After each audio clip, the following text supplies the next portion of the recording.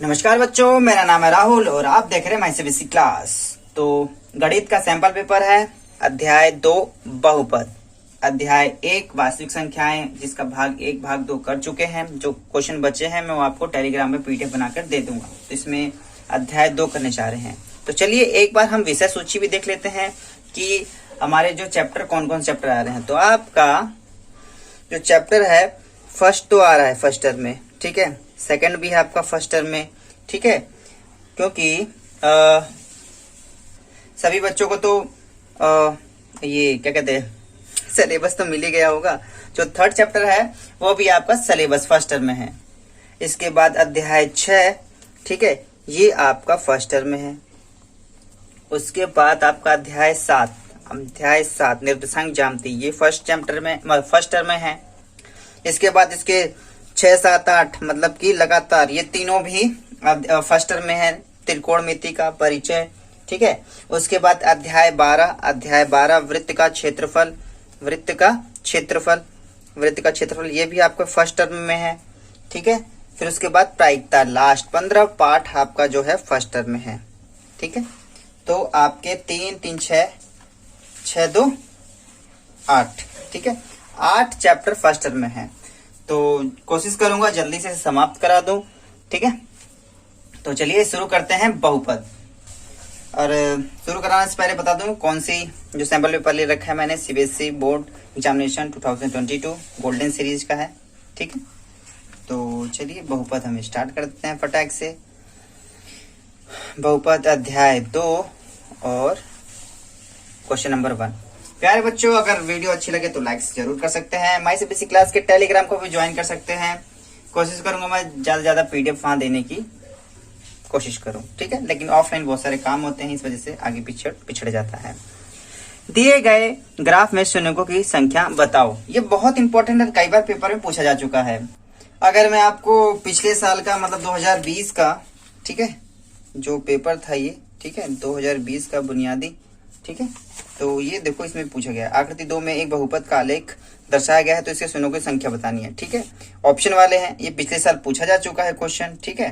तो जितनी बार एक्स कटना उतनी बार होता है। ये मैं जब पिछली बार जब पढ़ा रहा था, पिछली बार जब ये एग्जाम जो ये पेपर में सॉल्व करा रहा तब भी मैंने ये कराया था। पुराने बच्चों आप लोगों को पता होगा, जो नए बच्चे हैं पुरानी वीडियो जरूर देखिए, क्योंकि इसमें तसल्ली से मैंने एक एक सब्जेक्ट वाइज समझा रखा है, चैप्टर वाइज, ठीक है। तो इसमें क्या था, 1, 2, 3, इसका आंसर 3 होगा। वो बच्चा 4 करके आया तो उसका गलत था।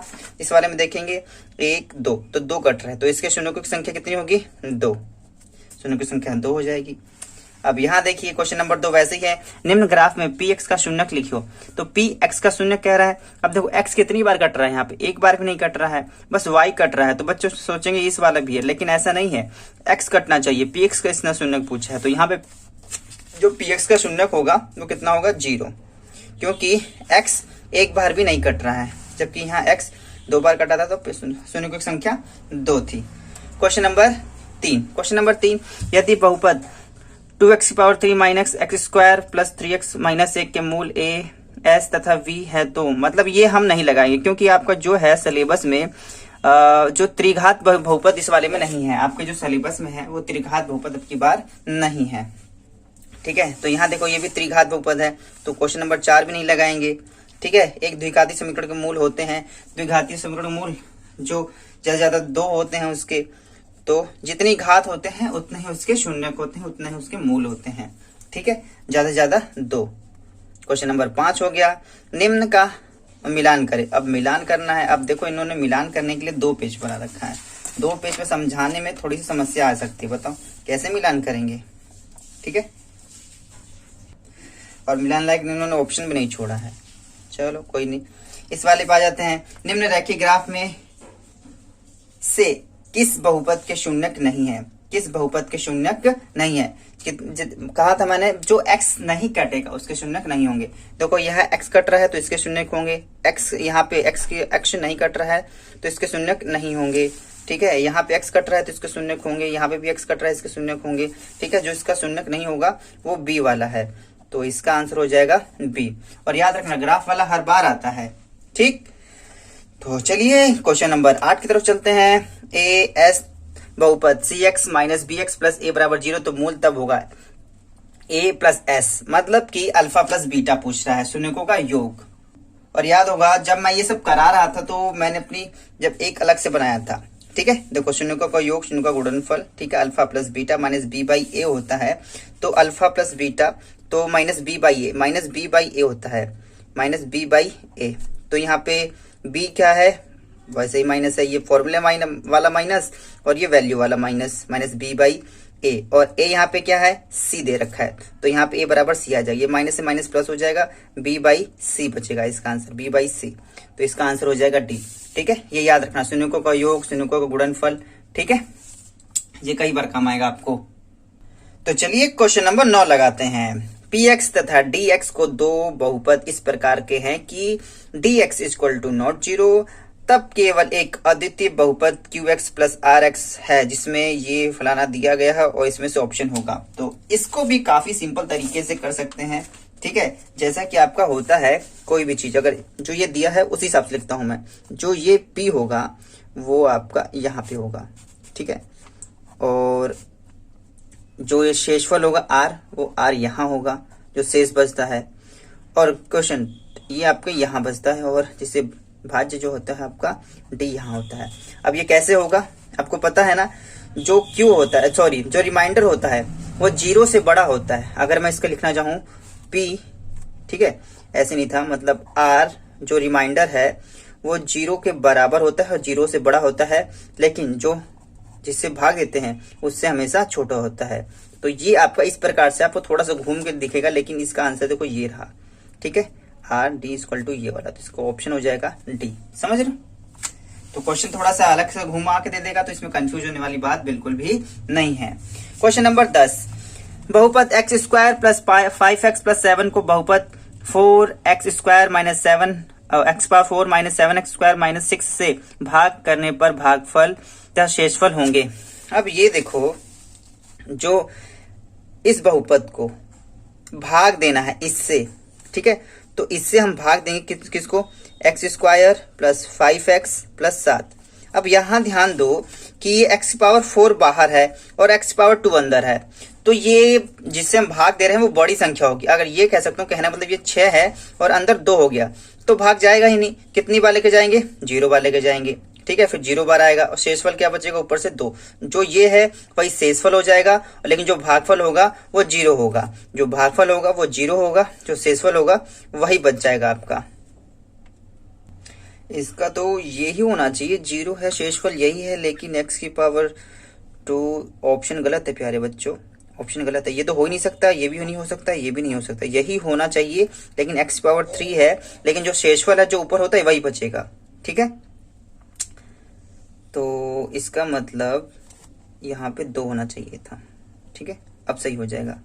लेकिन कॉन्सेप्ट समझ में आ गया। जो आपको भागफल जिससे हम भाज्य देते हैं, जो बाहर होता है जिससे हम भाग देते हैं, अगर वो ज्यादा है तो जो भागफल होगा वो 0 होगा, जो शेषफल होगा वही बच जाएगा आपका। तो क्वेश्चन नंबर 11 पे चलते हैं। क्वेश्चन नंबर 11, तो बहुपद 2x power 3 plus 9x square minus x minus B, इसको भी हम पूरी तरह से नहीं लगाएंगे, पूरा पारा भाग, अच्छा नहीं, दूसरा है ये शून्य वाला नहीं है, पूरी तरह 3x का पूरा भाग देते हैं, b का क्या मान होगा।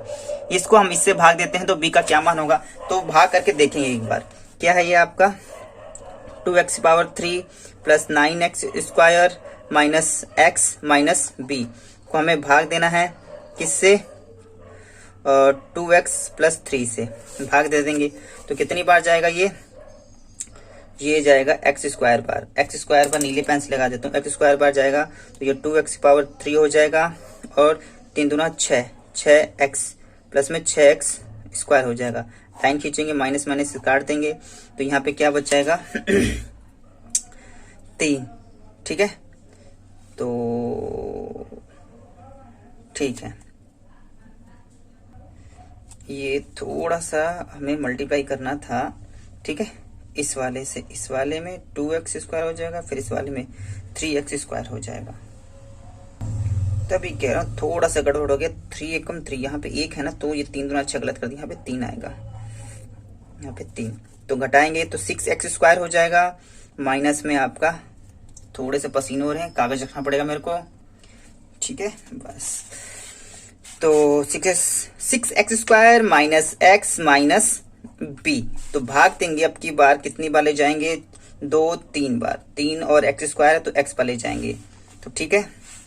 और ये प्लस कराएगा तो 3 दूना 6 एक्स स्क्वायर और 3 तिया 9, 3 तिया 9 एक्स, ये प्लस का 9 एक्स, ठीक है, प्लस 9 एक्स हो जाएगा, लाइन खींच देंगे, माइनस ये माइनस का, ठीक है, और तो ये काट देंगे आपका, और यहाँ पे माइनस में जोड़ेंगे 10 एक्स माइनस बी।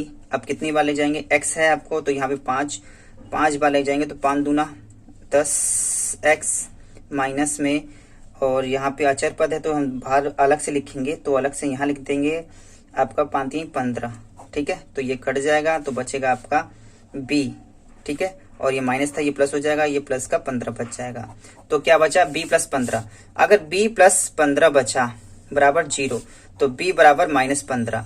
अगर b बराबर -15 लें तो सारा का सारा आसानी से कट जाएगा, ठीक है, तो इसका जो आंसर हो जाएगा वो -15 आ जाएगा, ठीक है।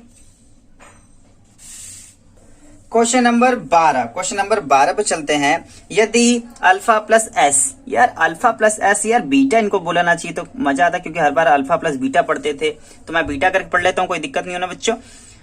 एक अल्फा प्लस बीटा बहुपद px को के 2 शून्यक है, तब इनमें से कौन सा बहुपद होगा। तो याद रखना, दो आपके एक शून्यक अल्फा है, एक शून्यक बीटा है, तो आपका क्या होता है x माइनस अल्फा और आपका x माइनस बीटा होता था, यही आपका बहुपद होगा।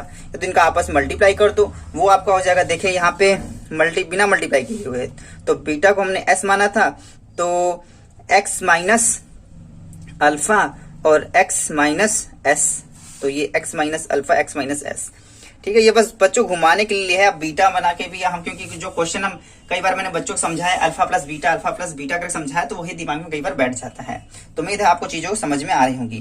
क्वेश्चन नंबर 13 की तरफ चलते हैं। क्वेश्चन नंबर 13 में क्या कह रहा है, एक त्रिघातीय बहुपद ज्ञात करो जिसका शून्यकों का योग, दो शून्यकों की गुणा का योग तथा शून्यकों की गुणा का क्रमशः। तो ये नहीं लगाएंगे क्योंकि त्रिघाती बहुपद आपके सिलेबस में अब की बार नहीं दिया गया है। शून्यक 1 माइनस 1 तथा 14 क्वेश्चन है, एक को लेकर एक बहुपद लिखो, तो वही बात है, आपको जो 3 शून्यक दिए गए हैं, 3 शून्यक वाला हमें करना नहीं है, ठीक है, तो ये वाला आपका हम अभी नहीं लगाएंगे, क्यों, मतलब इस प्रकार के क्वेश्चन आपका एनसीईआरटी में इस बार सिलेबस में नहीं पूछा गया है, तो ध्यान रखें, वही हम क्वेश्चन लगाए। एक बच्चे ने कहा था सर जो सिलेबस में पूछा गया ठीक उसी प्रकार से बना, नहीं तो सारे क्वेश्चन लगाएंगे तो टाइम वेस्ट हो जाएगा, तो कहीं ना कहीं उसकी बात ठीक थी, और मैंने भी कहा हाँ इसी प्रकार से लगाते हैं, क्योंकि जब एग्जाम आ गए तो जस्ट इंपॉर्टेंट क्वेश्चन लगाएंगे हम। क्वेश्चन नंबर 15, एक बहुपद का ग्राफ निम्न प्रकार से है, इसको ज्ञात करो, इसको ज्ञात करना है आपका, ठीक। जो क्वेश्चन 15 है इस प्रकार का जो आपका जो क्वेश्चन है आपके एनसीईआरटी में नहीं है, तो इसके भी स्किप कर देंगे, ठीक है। तो चलिए क्वेश्चन नंबर 16 की तरफ चलते हैं, तो ज्यादा स्किप करने वाले सवाल आ जा रहे हैं। यदि अल्फा एस तथा वाई बहुपद 2x square minus x square plus x minus 1 के 2 शून्यक हैं, तब ये भी नहीं लगेगा, क्योंकि इसने देखो यहाँ पे एक्स स्क्वायर कहीं ना कहीं इसने सवाल में एरर कर रखा है, तो क्वेश्चन नंबर 16 भी नहीं लगाएंगे, ठीक है।